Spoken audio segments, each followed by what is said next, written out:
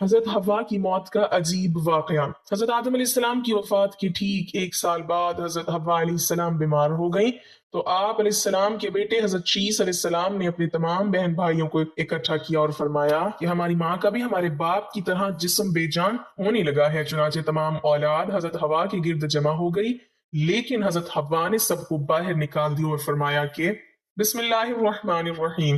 حضرت آدم علیہ السلام سے پہلے دنیا میں کیا تھا؟ یہ وہ سوال ہے جو ہم سب کے ذہن میں آتا ہے کہ کائنات میں انسانوں کے بسنے سے پہلے آخر کیا تھا۔ ایک صحابی نے حضور صلی اللہ علیہ وسلم سے سوال کیا کہ اے اللہ کے رسول صلی اللہ علیہ وسلم، زمین اور آسمان کو پیدا کرنے سے پہلے ہمارا پروردگار کہاں تھا؟ آپ صلی اللہ علیہ وسلم نے فرمایا کہ تب اللہ کے سوا اور کچھ نہیں تھا، پھر اس نے پانی پر اپنا عرش بنایا، گویا یہ اس کائنات کی ابتدا تھی۔ پھر اللہ نے قلم کو پیدا کیا اور اس کو حکم دیا کہ لکھ، اور قلم نے اللہ تعالیٰ کے حکم اور اس کے علم سے قیامت تک ہونے والا سب کچھ لوح محفوظ میں لکھ دیا۔ اس کے بعد آسمان اور زمین کی 6 دن میں تخلیق کی گئی۔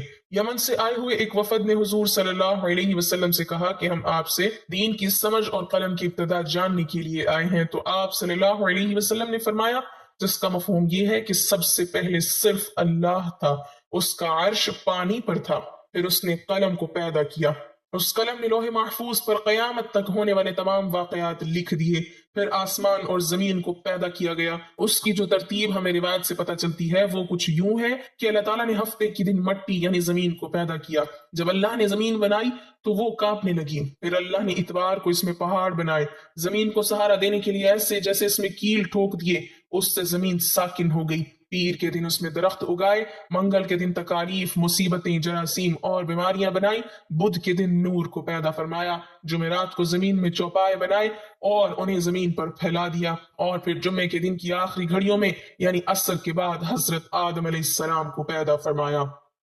گویا اللہ تعالیٰ نے انسان کی پیدائش سے پہلے اس کی آسائشوں کے لیے زمین اور اس پر ضرورت کی تمام اشیاء پیدا فرما دی تھی، یعنی مخلوق کی ابتدا میں آخری نمبر پر انسان کو پیدا کیا گیا، اور نسل انسانی میں سب سے پہلی تخلیق حضرت آدم علیہ السلام کی تھی۔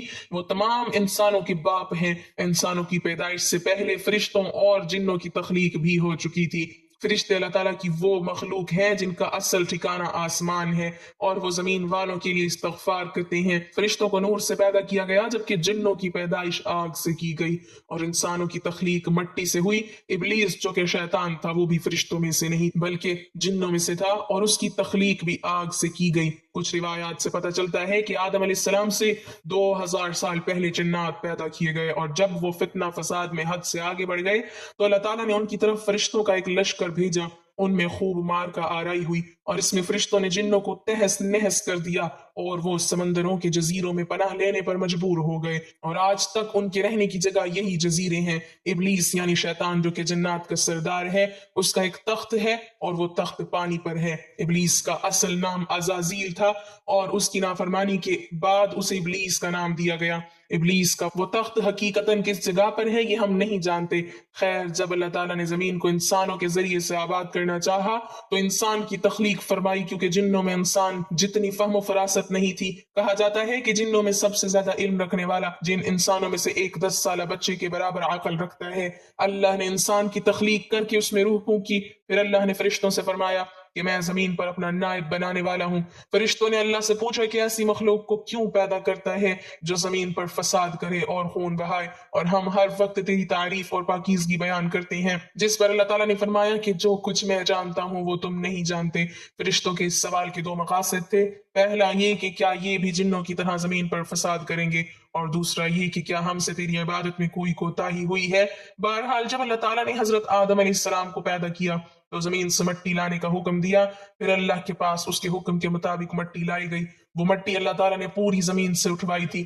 یہی وجہ ہے کہ حضرت آدم علیہ السلام کی اولاد زمین کے رنگ کے مطابق ہی ظاہر ہوئی، بعض سرخ، بعض سفید، بعض سیاہ اور بعض اس کے درمیان۔ اس مٹی کو پانی سے تر کیا گیا تو یہ 3 بن گئی۔ قرآن مجید میں بعض جگہ انسان کی تخلیق کے لیے تراب کا لفظ آیا ہے، یعنی کہ خشک مٹی، اور بعض دفعہ تین کا لفظ آیا ہے جو کہ بھیگی ہوئی یا تر مٹی کو کہتے ہیں۔ جب پانی کو مٹی سے بھگویا گیا تو وہ لیس دار ہونا شروع ہو گئی، پھر اللہ تعالیٰ نے خود اپنے مبارک ہاتھوں سے اس مٹی سے انسان کا ڈھانچہ تیار فرمایا۔ اللہ تعالیٰ نے انسان کی تخلیق فرشتوں کے سپرد نہیں کی، بلکہ انسان کو خود ایک مورتی کی صورت میں ڈھالا۔ اس کے بعد ایک مقررہ مدت مدت تک اس کو چھوڑے رکھا یہاں تک کہ وہ گیلی مٹی خشک ہو گئی اور اس کا رنگ سیاہ ہو گیا اور اس میں سے بدبو آنے لگی، پھر وہ خشک ہو کے کھنکھناتی مٹی بن گئی اور آخر میں آگ پر پکی ہوئی مٹی کی صورت اختیار کر گئی، جسے قرآن پاک میں فخار کہا گیا ہے۔ اس مٹی کے لیے اور بھی کچھ الفاظ قرآن مجید میں ملتے ہیں، مثلاً ہمایون یعنی سیاہ مٹی، مسنون یعنی بدبودار مٹی، صلصال یعنی کھنکھنا کر بولنے والی مٹی۔ تخلیق آدم اللہ تعالیٰ کا ایک کرشمہ ہے، انسانوں کو ایک بہترین شکل عطا کی گئی۔ اس وقت انسان کا قد بہت لمبا تھا اور ان کے بعد آنے والے لوگوں کے قد گھٹتے چلے گئے۔ انسانوں میں سب سے لمبا قد حضرت آدم علیہ السلام کا تھا۔ ایک روایت میں حضرت آدم علیہ السلام کا قد 60 ہاتھ بیان کیا گیا ہے۔ بہرحال جب اللہ تعالیٰ نے انسان کا ڈھانچہ بنا کر اسے خشک ہونے کے لیے ایک مقررہ مدت تک چھوڑے رکھا تو ابلیس یعنی شیطان اس کے ارد گرد چکر کاٹنے لگا۔ وہ اس ڈھانچے کو ٹھوکر مارتا تو اس میں سے ایسی آواز آتی جیسے خالی مٹی کے مٹکے سے آتی ہے، اور اس نے دیکھا کہ یہ ڈھانچہ پیٹ والا ہے تو وہ سمجھ گیا کہ یہ مخلوق اپنے آپ پر قابو نہیں رکھ پائے گی۔ حضرت آدم علیہ السلام میں روح ڈالنے سے پہلے فرشتوں کا گزر اس ڈھانچے کے پاس سے ہوا تو وہ گھبرا گئے، اور ابلیس بھی ڈھانچے کے آس پاس سے گزرتا تو ٹھوکر مار کر کہتا کہ تجھے کسی خاص مقصد کے لیے پیدا کیا گیا ہے۔ یہ کہہ کر وہ اس کے منہ کے راستے میں داخل ہو جاتا اور کمر کے راستے باہر آ جاتا، اور پھر اس نے فرشتوں سے کہا کہ اس سے گھبرانے کی کوئی ضرورت نہیں ہے، اگر مجھے اس پر مسلط کیا گیا تو میں اسے ہلاکت میں ڈال دوں گا، اور اگر اسے مجھ پر مسلط کیا گیا تو میں یقیناً اس کی نافرمانی کروں گا۔ یعنی ابھی حضرت آدم علیہ السلام میں اللہ تعالیٰ نے روح بھی نہیں پھونکی تھی، تب سے ابلیس کی انسان سے عداوت اور دشمنی واضح تھی۔ پھر اللہ تعالیٰ نے حضرت آدم علیہ السلام میں اپنی روح پھونکی، جیسے ہی روح اس مجسمے میں سر کی طرف سے داخل کی گئی تو حضرت آدم علیہ السلام کو چھینک آ گئی۔ حضرت آدم علیہ السلام سے کہا کہ الحمدللہ کہیے، انہوں نے کہہ دیا۔ اللہ تعالیٰ کی اس تعریف کے جواب میں اللہ تعالیٰ نے فرمایا کہ تجھ پر تیرا رب رحم فرمائے۔ جب روح ان کی آنکھوں میں داخل ہوئی اور ان کی آنکھوں نے جنت کے پھلوں کو دیکھا تو غور و فکر کرنے لگے۔ پھر روح پیٹ میں داخل ہوئی تو کھانے کی طلب ہوئی، یعنی روح ابھی ٹانگوں تک نہیں پہنچی تھی اور کھانے کی خواہش محسوس ہونے لگی۔ جب حضرت آدم علیہ السلام میں روح پھونک دی گئی تو اللہ تعالیٰ نے ان کی پشت مبارک پر ہاتھ پھیرا، جس سے قیامت تک کے آنے والے تمام انسان باہر آ گئے۔ حضرت آدم علیہ السلام کی تمام اولاد ان کے سامنے ظاہر ہو گئی۔ یہ بات قرآن اور احادیث سے بھی واضح ہے۔ پھر اللہ نے اولاد آدم سے انہی کے بارے میں اقرار لیا کہ کیا میں تمہارا رب نہیں؟ تو تمام انسانوں نے جواب دیا کہ ہم اقرار کرتے ہیں کہ تو ہی ہمارا رب ہے۔ اللہ تعالیٰ نے حضرت آدم علیہ السلام میں اپنی روح پھونک کر فرشتوں اور جنوں سے انسان کو سجدہ کرنے کا حکم دیا۔ ابلیس کے علاوہ سب نے حضرت آدم علیہ السلام کو سجدہ کیا۔ اللہ تعالیٰ نے ابلیس سے پوچھا کہ تجھے کس چیز نے سجدے سے روک دیا؟ تو اس نے جواب دیا کہ تو نے مجھے آگ سے پیدا کیا ہے اور اسے مٹی سے، گویا میں اس سے بہتر ہوں۔ اللہ تعالیٰ نے اس کی سرکشی پر اسے سزا دیتے ہوئے فرمایا اس جنت سے اتر جا، تجھے کوئی حق حاصل نہیں جنت میں رہ کر تو تکبر کرے۔ ابلیس نے جواب میں کہا کہ مجھے قیامت تک مہلت دے دیجئے، یعنی کہ اتنی لمبی عمر دے دیجئے کہ قیامت تک مجھے موت نہ آئے جبکہ تمام انسانوں کو دوبارہ زندہ کیا جائے گا۔ اللہ تعالیٰ نے فرمایا کہ تجھے ایک وقت مقررہ تک مہلت دے دی گئی۔ پھر ابلیس نے کہا کہ میں قسم کھاتا ہوں کہ میں انسانوں کی گمراہی کے لیے تیرے سیدھے راستے پر بیٹھ جاؤں گا، پھر میں ان کے آگے سے، پیچھے سے، دائیں سے اور بائیں سے ان کے پاس آؤں گا، اور تو انہیں شکر گزار ہرگز نہیں پائے گا سوائے ان کے جو تیرے مخلص بندے ہوں گے، اور وہ میرے بہکامے میں نہیں آئیں گے۔ اللہ نے اسے ذلیل و خوار کر کے وہاں سے نکال دیا اور فرمایا کہ ان میں سے جو شخص بھی تیرا حکم مانے گا میں ایسے تمام لوگوں سے جہنم کو بھر دوں گا اور میرے بندوں پر تیرا کوئی غلبہ نہیں ہوگا۔ اس طرح یہ واضح ہوا کہ سب سے پہلا گناہ تکبر تھا، اسی لیے علماء کرام کے مطابق تمام گناہوں کی جڑ تکبر ہے۔ اللہ نے حضرت آدم علیہ السلام کو جاہل نہیں بلکہ علم والا پیدا کیا تھا۔ جب اللہ نے حضرت آدم علیہ السلام میں مکمل روح ڈال دی تو وہ اپنے پیروں پر کھڑے ہو گئے، تو اللہ نے انہیں حکم دیا کہ جاؤ فرشتوں کی جماعت کو السلام علیکم کہو۔ حضرت آدم علیہ السلام کے سلام کے جواب میں انہوں نے وعلیکم السلام ورحمۃ اللہ کہا۔ اللہ تعالیٰ نے فرمایا کہ یہ تیرا اور تیری اولاد کا آپس میں ایک دوسرے کو تحفہ اور ہدیہ ہے۔ اللہ تعالیٰ نے حضرت آدم علیہ السلام کو ابتدا میں ہی تمام نام سکھا دیے۔ وہ اللہ تعالیٰ کے حکم سے آسمان اور زمین کی ہر چیز کا نام اور ان کا استعمال جانتے تھے۔ اللہ تعالیٰ نے ان تمام چیزوں کا نام جب فرشتوں سے پوچھا تو وہ ان چیزوں کے نام نہیں جانتے تھے۔ پھر حضرت آدم علیہ السلام نے ان تمام چیزوں کے نام بتائے۔ تب اللہ تعالیٰ نے فرشتوں سے فرمایا کہ کیا میں نے تمہیں نہیں کہا تھا کہ میں وہ جانتا ہوں جو تم نہیں جانتے؟ پھر ایک روز جب حضرت آدم علیہ السلام سو رہے تھے تو اللہ تعالیٰ نے ان کی بائی پسلی سے حضرت حوا علیہ السلام کو پیدا فرمایا اور انہیں حضرت آدم علیہ السلام کا ہم سفر بنایا۔ جب حضرت آدم علیہ السلام بیدار ہوئے تو انہوں نے حضرت حوا علیہ السلام کو پاس بیٹھے دیکھا۔ انہوں نے پوچھا کہ تم کون ہو؟ انہوں نے جواب دیا کہ میں عورت ہوں۔ حضرت حوا علیہ السلام قیامت تک آنے والی تمام عورتوں میں سب سے زیادہ خوبصورت تھیں۔ حضرت آدم اور حضرت حوا علیہ السلام دونوں جنت میں رہتے تھے، انہیں نور کا لباس پہنایا گیا۔ جب ابلیس نے انہیں گمراہ کرنا شروع کر دیا اور اللہ نے جس درخت کے پاس جانے سے انہیں منع کیا تھا، شیطان نے انہیں وہی کھانے پر مجبور کر دیا اور اس پر جھوٹی قسمیں بھی کھائی۔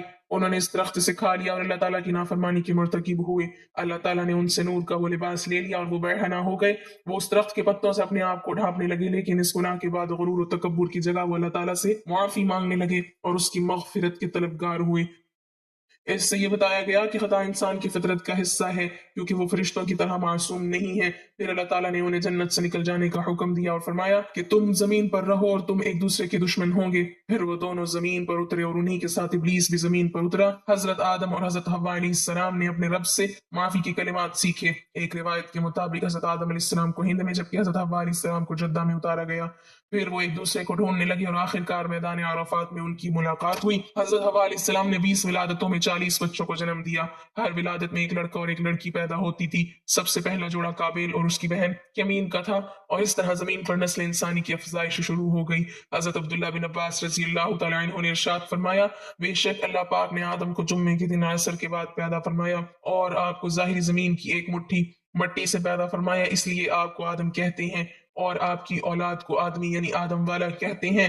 حضرت آدم علیہ السلام کو مبارک خمیر جس مٹی سے تیار ہوا اس سے بچ جانے والی مٹی شریف سے کھجور کا درخت بنایا گیا، جیسا کہ حضرت مولا علی رضی اللہ تعالیٰ عنہ بیان کرتے ہیں کہ حضور صلی اللہ علیہ وسلم نے ارشاد فرمایا کہ کھجور کا احترام کرو، کیونکہ یہ تمہارے والد حضرت آدم علیہ السلام کی بچی ہوئی مٹی سے پیدا کی گئی ہے۔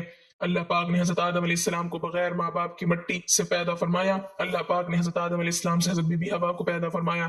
حضرت آدم علیہ السلام نے ان کی طرف دست محبت بڑھانے کا ارادہ کیا تو فرشتوں نے عرض کی، اے آدم ٹھہر جائیں، پہلے ان کا مہر ادا کریں۔ آپ علیہ السلام نے فرمایا، ان کا مہر کیا ہے؟ فرشتوں نے عرض کی، ان کا مہر یہ ہے کہ یہ ہمارے سردار حضرت محمد مصطفیٰ صلی اللہ علیہ وسلم پر 3 یا 10 مرتبہ درود پاک پڑھیں۔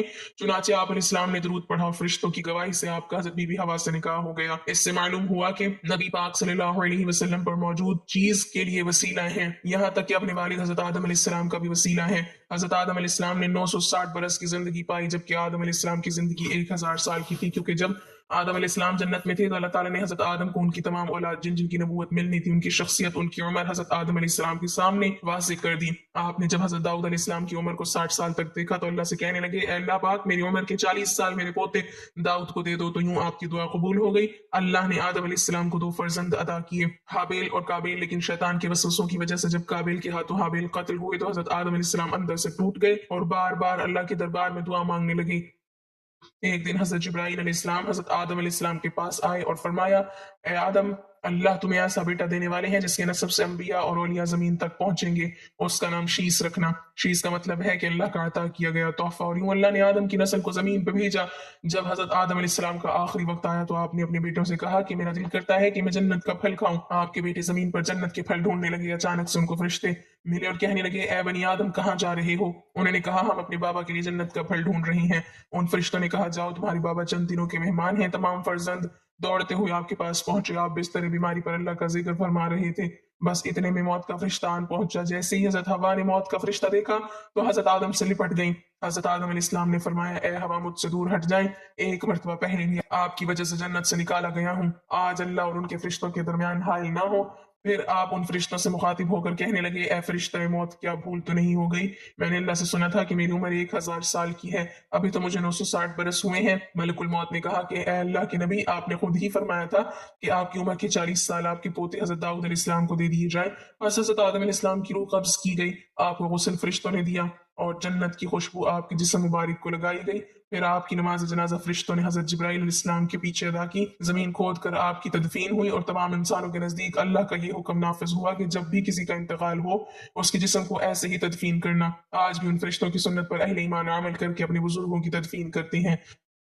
جب حضرت آدم علیہ السلام کی روح قبض کرنے کے لیے فرشتہ پہنچا تو آپ کے بیٹے جس کو آپ نے اپنا جانشین بنایا تھا حضرت شیس علیہ السلام سے کہنے لگے، اے میرے جانشین، میں نے اللہ سے سنا تھا عین قریب اس زمین پر ایک طوفان آئے گا، اگر تم اس وقت تک موجود رہو تو میرے جسم کو اس کشتی میں سوار کرنا جو نجات کا وسیلہ ہے، اگر تم اس وقت تک زندہ نہ رہو تو اپنی اولاد کو وصیت کرنا کہ میرے جسم کو کشتی نوح میں سوار کرے۔ تاریخ میں لکھا ہے کہ جب طوفان نوح آیا تو حضرت نوح علیہ السلام نے اپنی کشتی میں حضرت آدم علیہ السلام اور حضرت حوا کے جسم مبارک کو سوار کیا اور بیت المقدس یا عراق میں اس جگہ تدفین کی جہاں انہوں نے اپنی قبر قبر بنائی۔ آدم علیہ السلام کی وفات کے ٹھیک 1 سال بعد حضرت حوا علیہ السلام بیمار ہو گئی تو آپ علیہ السلام کے بیٹے حضرت شیس علیہ السلام نے اپنے تمام بہن بھائیوں کو اکٹھا کیا اور فرمایا کہ ہماری ماں کا بھی ہمارے باپ کی طرح جسم بے جان ہونے لگا ہے۔ چنانچہ تمام اولاد حضرت حوا کے گرد جمع ہو گئی، لیکن حضرت حوا نے سب کو باہر نکال دیا اور فرمایا کہ ابھی باہر جاؤ، مجھے فرشتوں سے ملنے دو، جب میری روح پرواز کر جائے تو اندر آ جانا۔ اللہ سے دعا ہے کہ وہ ہمیں تمام برائیوں سے دور فرما کر نیک عمل کرنے کی توفیق عطا فرمائے اور ہمیں نبی پاک صلی اللہ علیہ وسلم اور ان کی آل پاک سے سچی و پکی محبت عطا فرمائے، آمین۔ ناظرین، کمنٹ باکس میں اللہ تعالیٰ کے 99 ناموں میں سے ایک نام ضرور ٹائپ کریں۔